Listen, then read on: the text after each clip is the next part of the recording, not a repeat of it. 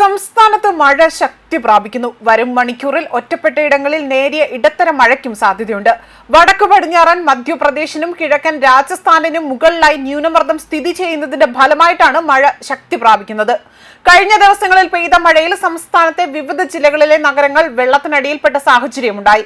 മിന്നൽ പ്രളയ സാധ്യതയും തള്ളിക്കളയാൻ കഴിയാത്ത അവസ്ഥയിലൂടെയാണ് ഇപ്പോൾ കേരളം കടന്നുപോകുന്നത്. ആയതിനാൽ തന്നെ പൊതുജനങ്ങൾ അതീവ ജാഗ്രത പാലിക്കേണ്ടതുണ്ട്.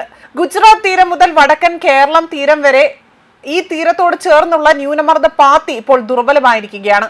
ഈ സാഹചര്യത്തിലാണ് കേരളത്തിൽ അടുത്ത 5 ദിവസം നേരിയ ഇടത്തരം മഴയ്ക്കും സാധ്യതയുള്ളതായി പറയപ്പെടുന്നത്. മറ്റന്നാൾ വരെ 2 ജില്ലകളിൽ യെല്ലോ അലർട്ട് പ്രഖ്യാപിച്ചിട്ടുണ്ട്. കണ്ണൂർ, കാസർഗോഡ് ജില്ലകൾക്കാണ് യെല്ലോ അലർട്ട്. ഒറ്റപ്പെട്ട ശക്തമായ മഴയ്ക്കുള്ള സാധ്യതയാണ് പ്രവചിക്കപ്പെടുന്നത്. 24 മണിക്കൂറിൽ 64.5 മില്ലിമീറ്റർ മുതൽ 115.5 മില്ലിമീറ്റർ വരെ മഴ ലഭിക്കുന്ന സാഹചര്യത്തെയാണ് ശക്തമായ മഴ എന്നതുകൊണ്ട് കേന്ദ്ര കാലാവസ്ഥാ വകുപ്പ് അർത്ഥമാക്കുന്നത്. ഒറ്റപ്പെട്ട ഇടങ്ങളിൽ ഇന്നു മുതൽ അടുത്ത ബുധനാഴ്ച വരെ മണിക്കൂറിൽ 40 മുതൽ 50 കിലോമീറ്റർ വരെ വേഗതയിൽ ശക്തമായ കാറ്റിനും സാധ്യതയുണ്ട് എന്ന് കേന്ദ്ര കാലാവസ്ഥാ വകുപ്പ് അറിയിച്ചു.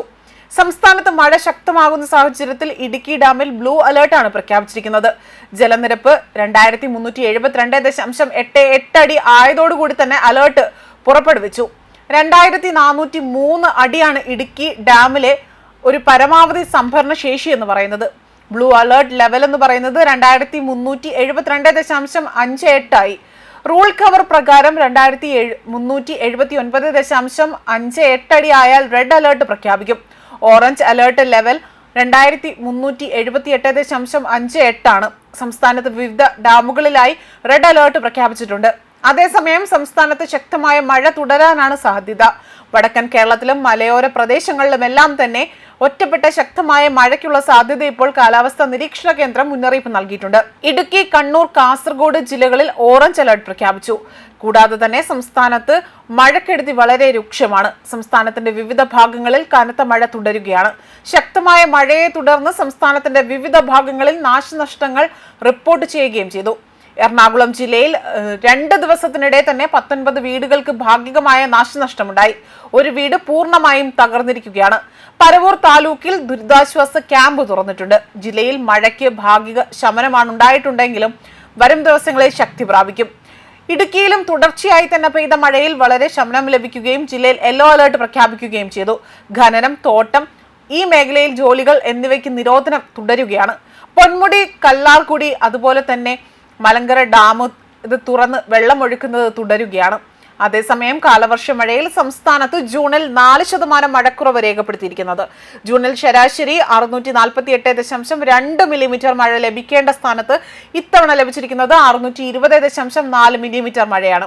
2018 ശേഷം ജൂണിൽ ലഭിക്കുന്ന ഏറ്റവും വലിയ മഴയാണ് ഇത്തവണ ലഭിച്ചത്. എന്നാൽ 2013 ലഭിച്ചത് 1042 മില്ലിമീറ്റർ മഴയാണ്. അതിനു മുൻപ് കൂടുതൽ ലഭിച്ചിരിക്കുന്നത് 1991 1061 മില്ലിമീറ്റർ മഴയാണ് സാധാരണ ലഭിച്ചിരിക്കുന്നത്. മാത്രമല്ല ജൂണിൽ ലഭിക്കേണ്ട മഴ 648 മില്ലിമീറ്ററും ജൂലൈയിൽ 652 മില്ലിമീറ്ററുമാണ്. കാലവർഷം ആരംഭിച്ച് മെയ് 24 മുതൽ ഇതുവരെ ഏകദേശ കണക്ക് പ്രകാരം 70% അധികം മഴ ലഭിച്ചു. മാത്രമല്ല ഇത് ജലസേചന വകുപ്പിന്റെ കണക്കിൽ കൂടുതലായും യാഥാർത്ഥ്യവുമായി അടുത്തു നിൽക്കുന്നു എന്നതാണ് ഡാറ്റകൾ സൂചിപ്പിക്കുന്നത്.